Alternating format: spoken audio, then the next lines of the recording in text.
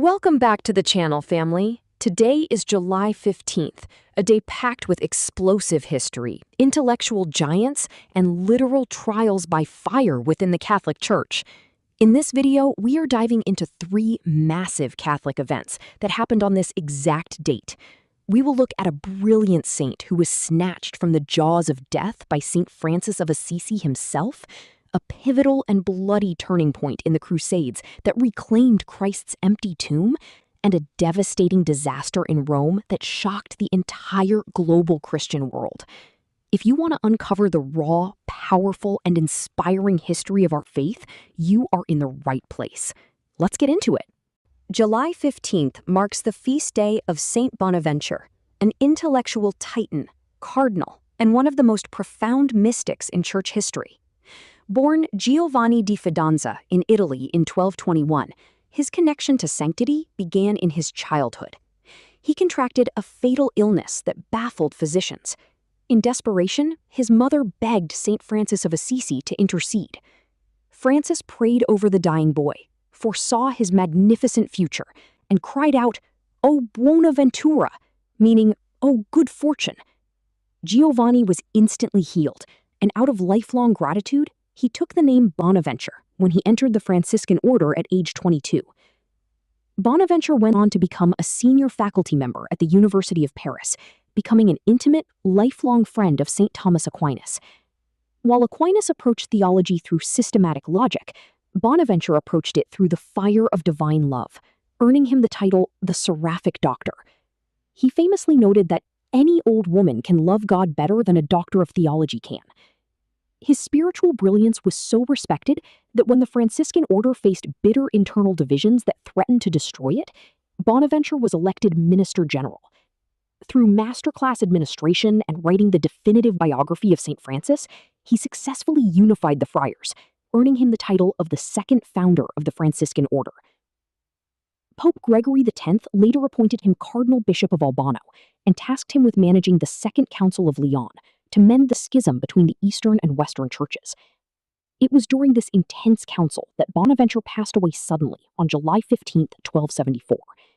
His legacy remains a shining beacon of how immense human intellect, when completely surrendered to humility and prayer, can set the entire world on fire with God's love. On July 15, 1199, one of the most monumental and controversial military milestones in Christian history occurred.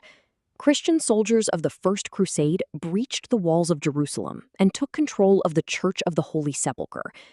Exactly 50 years later, on July 15, 1149, the massively reconstructed and consolidated Romanesque Basilica of the Holy Sepulchre was formally consecrated to solidify Christian worship at the site.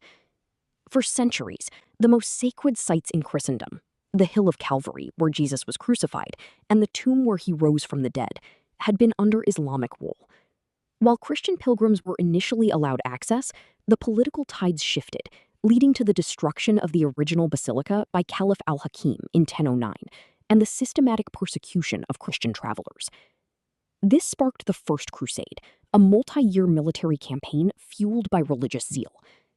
When the crusading armies finally reached Jerusalem, they launched a brutal, grueling siege against the fortified city. On July 15, 1009, they successfully breached the northern walls.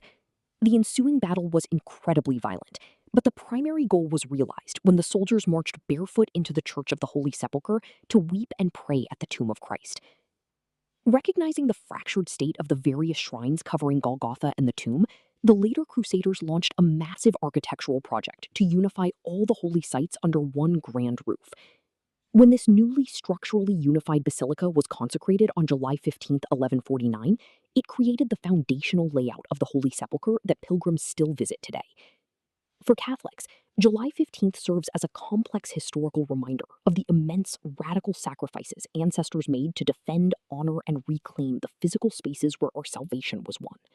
On the night of July 15, 1823, the Catholic world stood still as a catastrophic fire completely destroyed the ancient Basilica of St. Paul outside the walls in Rome.